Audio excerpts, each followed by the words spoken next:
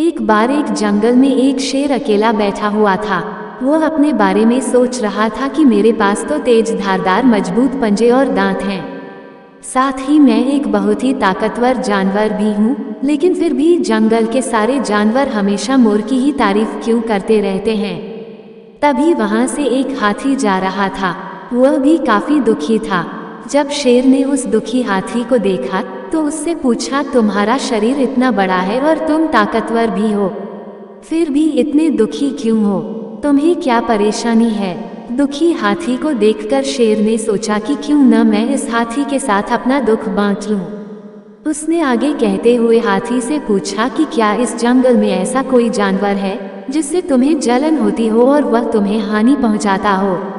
दरअसल शेर को इस बात से बहुत जलन महसूस होती थी कि सभी जानवर मोर की तारीफ करते थे।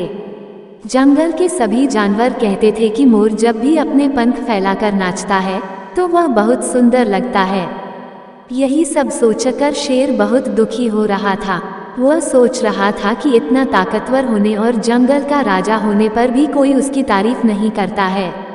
ऐसे में उसके इस जीवन का क्या मतलब है? शेर की बात सुनकर हाथी ने कहा, जंगल का सबसे छोटा जानवर भी मुझ जैसे बड़े जानवर को परेशान कर सकता है। शेर ने पूछा, वह कौन सा छोटा जानवर है? हाथी ने कहा, महाराज, वो जानवर चींटी है। वो इस जंगल में सबसे छोटी है, लेकिन जब भी वो मेरे कान में घुसती है तो मैं दर्द के मारे पागल हो जाता हूँ।